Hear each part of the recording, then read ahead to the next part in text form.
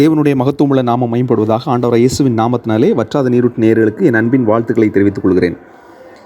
296வது வேதவினாடி பகுதிக்கான பதிலை நாம் பார்த்துவிட்டு 297வது வேதவினாடி பகுதி நம்ம சொல்லுவோம். 296வது வேதவினாடியிலே கேட்கப்பட்ட கேள்வியானது ஆவியானவரின் செயல்பாடு.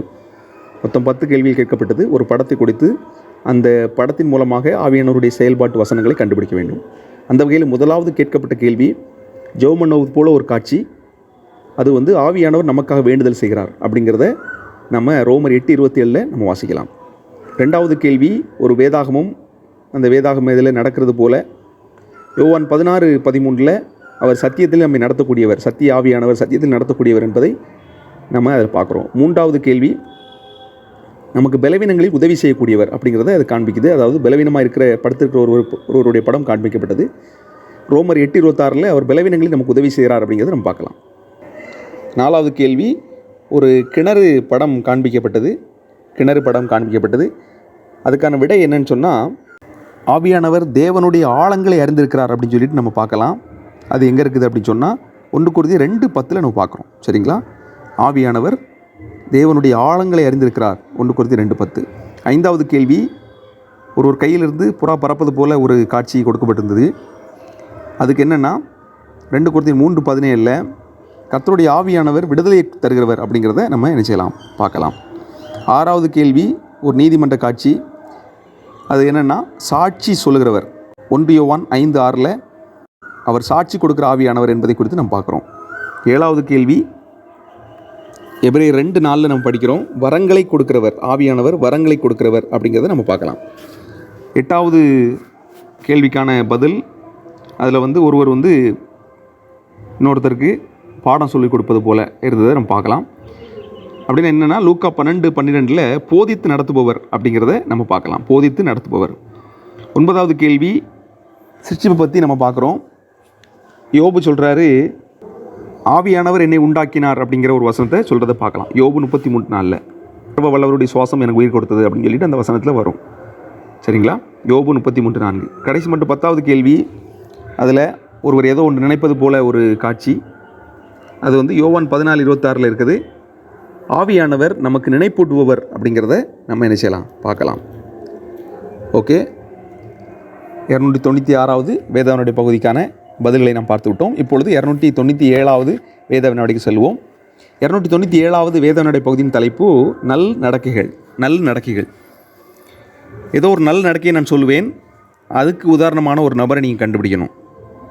மார்க் எப்படி கொடுக்கப்படும் சொன்னால், ஒரு கேள்விக்கு அதிகமான பேர் ஒரே பதிலை சொல்லும் பொழுது அவங்களுக்கு 1 மதிப்பெண்ணும் மற்ற அனைவருக்கும் அரை மதிப்பெண்ணும் கொடுக்கப்படும். சரிங்களா? ஒரு பதிலை அநேக பேர் ஒரே விதமாக சொல்லியிருந்தாங்கன்னு சொன்னால் அவங்களுக்கு 1 மதிப்பெண்ணும் மற்ற அனைவருக்கும் அரை மதிப்பெண்ணும் கொடுக்கப்படும். எல்லா கேள்விகளுக்கும் தனித்தனியான ஆன்சர் வேணும். அதாவது ஒரு நபரை ஒரு ஆன்சர் பண்ணியிருந்தீங்க அப்படின்னு சொன்னால் இன்னொரு கேள்வியில் அந்த நபரை நீங்கள் ஆன்சர் பண்ணக்கூடாது. அதோடு சேர்ந்து ஆண்டவராக இயேசு கிறிஸ்து கர்த்தர் என்ற பெயரில் நீங்கள் விடையளிக்கக்கூடாது. சரிங்களா? இது எல்லாமே மனுஷங்க சம்மந்தப்பட்ட பதிலை நீங்கள் அடிக்கணும். சரிங்களா? தேவன் கர்த்தர் இயேசு கிறிஸ்துவை பற்றி நீங்கள் பதிலளிக்கக்கூடாது. ஓகே, ஒவ்வொரு கேள்விக்கும் வித்தியாசமான பதிலை நீங்கள் கொடுக்கணும்.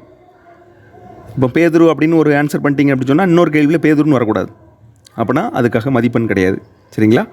ஓகே, நல் நடக்கைகள். முதலாவது கேள்வி, மற்றவர்களுக்கு உதவ வேண்டும் அப்படிங்கிறதுக்கு உதாரணமாக உங்களுக்கு தென்படுகிற நபர் யார்? மற்றவர்களுக்கு உதவ வேண்டும், இதுதான் முதலாவது கேள்வி. மற்றவர்களுக்கு உதவ வேண்டும் என்று நினைக்கும் பொழுது உங்களுக்கு தென்படுகிற நபர் யார்? இரண்டாவது கேள்வி, மற்றவர்களை கனம் பண்ண வேண்டும் அப்படிங்க நினைக்கும் பொழுது உங்களுக்கு தோன்றுகிற ஒரு நபர் யார்? மற்றவர்களை கனம் பண்ண வேண்டும் என்று நினைக்கும் பொழுது உங்களுக்கு தோன்றுகிற நபர் யார்? மூன்றாவது கேள்வி, எளிமையாக நடக்க வேண்டும் அல்லது எளிமையாக வாழ வேண்டும் அப்படின்னு யோசிக்கும் பொழுது உங்களுக்கு தோன்றுகிற நபர் யார்? மூன்றாவது கேள்வி இது, எளிமையாக நடக்க வேண்டும். நான்காவது கேள்வி, மற்றவர்களை உபசரிக்க வேண்டும் அப்படின்னு சொல்லும் பொழுது உங்களுக்கு யார் நினைவு கொண்டு வரப்படுவாங்க? எல்லா கேள்விகளுக்கும் ஒரு பதில் மாத்திரம் தான் சொல்லணும். சரிங்களா? 2 பதில் தயவுசெய்து சொல்லாதுங்க, ஒரே ஒரு பதில் மாத்திரம் சொல்லணும். ஐந்தாவது கேள்வி, மற்றவர்களுக்கு நல்லது நடந்தால் சந்தோஷப்படணும். இது 5வது கேள்வி. உங்களுக்கு யார் நினைப்பு வருவா அப்படிங்கிறத எழுதணும். 6வது கேள்வி, மற்றவர்கள் சுமையை சுமக்கணும். மற்றவர்கள் சுமையை சுமக்கணும் அப்படிங்கிறதுக்கு உதாரணமான ஒரு நபரை கண்டுபிடிக்க வேண்டும். 7வது கேள்வி, ஊழியக்காரர்களை கனம் பண்ண வேண்டும். ஊழியக்காரர்களை கனம் பண்ணணும் அப்படின்னு யோசிக்கும் பொழுது உங்களுக்கு வேதத்திலே தோன்றுகிற, உங்கள் நினைவுக்கு வருகிற ஒரு நபர். 8வது கேள்வி, பகைக்கிறவர்களுக்கும் நன்மை செய்யணும். பகைக்கிறவர்களுக்கும் நன்மை செய்யணும் அப்படின்னு யோசிக்கும் பொழுது உங்களுக்கு மனதில் வருகிற நபர். 9வது கேள்வி, எளியவர்களை அவமதிக்கக்கூடாது. எளியவர்களை அவமதிக்கக்கூடாது அப்படின்னு நினைக்கும் பொழுது உங்களுக்கு தோன்றுகிற நபர் யார்? 10வது கேள்வி, கடைசி கேள்வி இது, பலவீனரை தாங்க வேண்டும்.